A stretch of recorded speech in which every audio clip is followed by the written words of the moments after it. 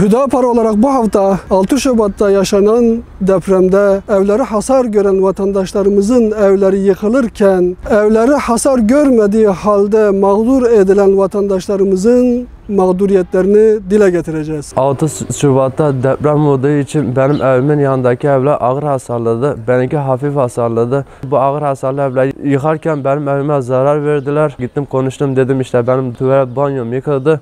Benim havlum falan hepsini, duvarlarını paramparça ettiler. Benim zararlarımı onlara dile getirdim. Dile getirdiğime rağmen benim zararlarımı karşılamadılar. Sadece 600 TL para verdiler. Dedi bu zararlarınızı bunlardan karşılayınız. Yani evin ne banyosu var, ne kapısı var, tağları yok. Damları hep hasar gördü, yani pirketleri hep sallanıyor.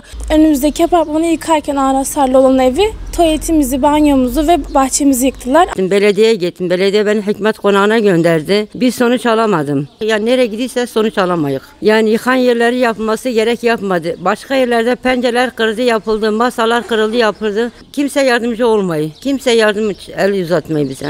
Yani bir aydır perişanız. Abim kaç gündür işe gitmiyor.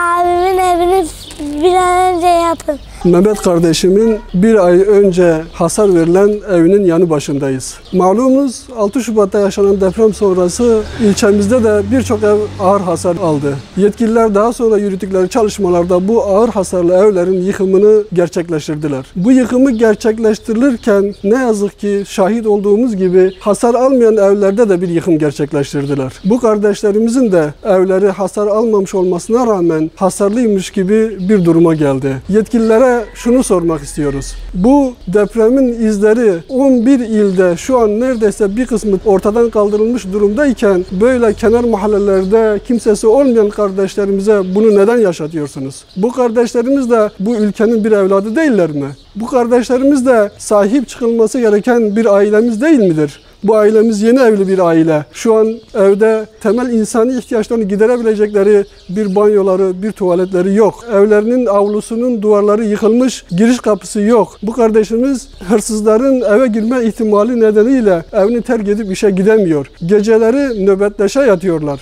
Bu mazlumiyeti, bu mağduriyeti gidermek hepinizin boynunun borcudur. İlçemizde bunun gibi başka yerlerde de yıkımlar sırasında zararlar verildi. Bu zararlara uğrayan vatandaşlarımız sıkıntılarını, dertlerini anlatacak bir kapı bulamıyorlar. Biz biliyoruz ki devlet millet için vardır. Milletin sıkıntılarını gidermek için vardır. Bu kardeşlerimiz devletin kapısına gittiği zaman, yetkililerin kapısına gittiği zaman bir top misali sürekli taça atılan bir muameleyle karşılaşmak istemiyor. Yetkililerin kapısına gittiği zaman yetkililerin onları bir başkasına sürerek oradan oraya dolaşmasını hak etmiyorlar. Kapınıza geldiği zaman bu kardeşlerimiz bunlara değer, kıymet verin. Bunların sorununu çözmek için bir an önce adım atmanızı istiyoruz. Bu halk sizin halkınız. Siz bunların sıkıntılarını dinlemek ve gidermek zorundasınız.